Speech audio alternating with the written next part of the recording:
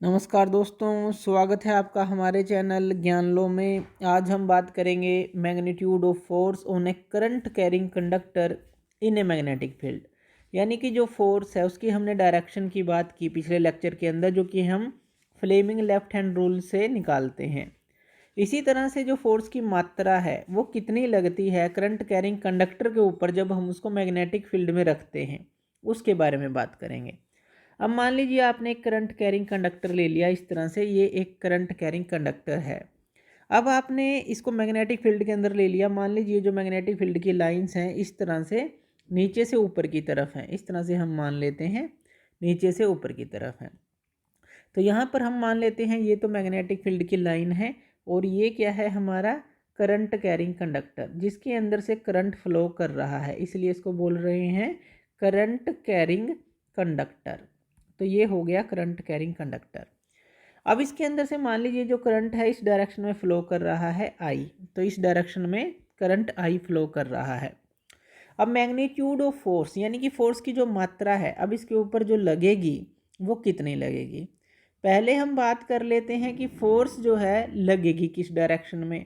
तो Fleming left hand rule के मुताबिक अगर इसके अंदर हम देखें तो हमारी जो फोर फिंगर है वो हमें मैग्नेटिक फील्ड की डायरेक्शन में रखनी है, और जो करंट की डायरेक्शन में हमारी फिंगर आएगी वो सेंट्रल फिंगर आएगी। तो फोर्स जो है वो कहाँ पर लगेगी, एक अप साइड के ऊपर लगेगी। तो यहाँ पर आप देख सकते हैं, आप फ्लेमिंग लेफ्ट हैंड रूल के अकॉर्डिंग देख सकते हैं।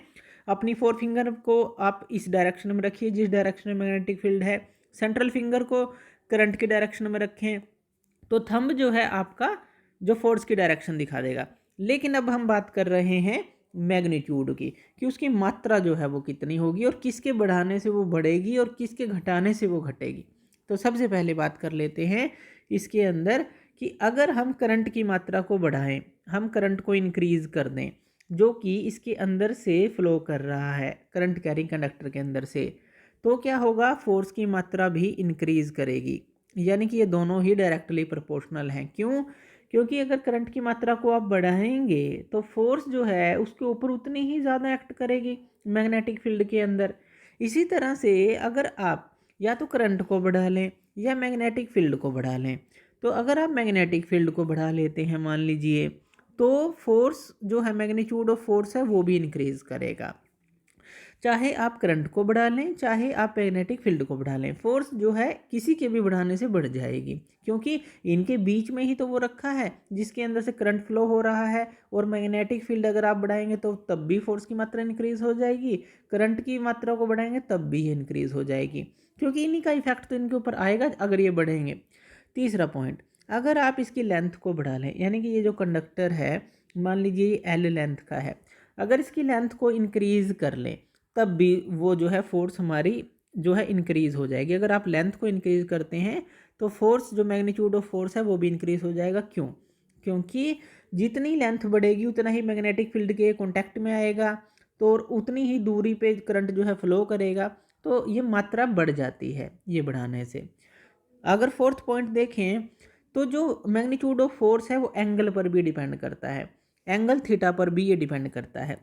एंगल थीटा अब क्या है, ये हमारा करंट और मैग्नेटिक फील्ड के बीच की जो है एंगल है। यानी कि यहाँ पे देखिए करंट इस डायरेक्शन में है, मैग्नेटिक फील्ड इस डायरेक्शन में है, यानी कि इन दोनों के बीच का जो एंगल है इस पर भी ये डिपेंड करता है। अब देखिए ये परपेंडिकुलर है, यहाँ पे हम परपेंडिकुलरली प्लेस किया है, थीटा हमारा 90 डिग्री है, इसलिए जो एफ हम लेते हैं वो डायरेक्टली प्रोपोर्शन लेते हैं साइन थीटा के। यानी कि ये एंगल पर डिपेंड करता है जो करंट के बीच में है और मैग्नेटिक फील्ड के बीच में है। अगर ये परपेंडिकुलर ही होता है तो 90 डिग्री हम लेते हैं ताकि जो है हम साइन 90 को 1 लिख सकें, तो इसलिए यहाँ F directly proportional sine theta के होता है। तो यहाँ पर अगर हम फर्स्ट सेकंड थर्ड और फोर्थ इक्वेशन से देखें, जो फोर्स है हमारा वो डायरेक्टली प्रोपोर्शनल किसके आ जाता है, वो आ जाता है B I L sine theta. यही है आई बी एल और ये साइन थीटा इसके बराबर आ जाता है जो मैग्नीट्यूड ऑफ फोर्स है। अब अगर आप प्रोपोर्शनलिटी साइन को हटाते हैं तो कोई भी प्रोपोर्शनलिटी कांस्टेंट आप यूज़ कर सकते हैं। एसआई यूनिट के लिए उसकी वैल्यू को हम 1 पुट कर देते हैं, इसलिए हमने यहाँ इक्वल टू लिखा और उसकी वैल्यू को 1 पुट किया तो B I L sine theta आ गया। तो इस तरह से प्रोपोर्शनलिटी साइन क्या पुट कर दिया हमने, उसकी वैल्यू 1 पुट कर दी। अब यहाँ पर देखिए जो फोर्स है मैक्सिमम कब होगी, जैसा कि हमने बात की जब थीटा जो है 90 डिग्री होगा, यानी कि साइन थीटा जो है 1 होगा। तो फोर्स अगर जो थीटा 90 डिग्री हम पुट कर दें तो एफ यहाँ पर क्या आ जाएगा, एफ आ जाएगा BI/L के बराबर। तो इसके बराबर आ जाएगा, यानी कि ये मैग्नीट्यूड ऑफ जो हमारा करंट है, मैग्नेटिक फील्ड है और लेंथ है, इनके बढ़ाने से जो फोर्स का मैग्नीट्यूड है वो इनके इक्वल होगा, बढ़ जाएगा, डायरेक्टली एक तरह से प्रोपोर्शनल रहेगा। तो इस तरह से आप magnitude of force on A current carrying conductor in a magnetic field निकाल सकते हैं। ये कहाँ पर यूज़ होता है, ये DC इलेक्ट्रिक मोटर्स के अंदर हमारा यूज़ होता है।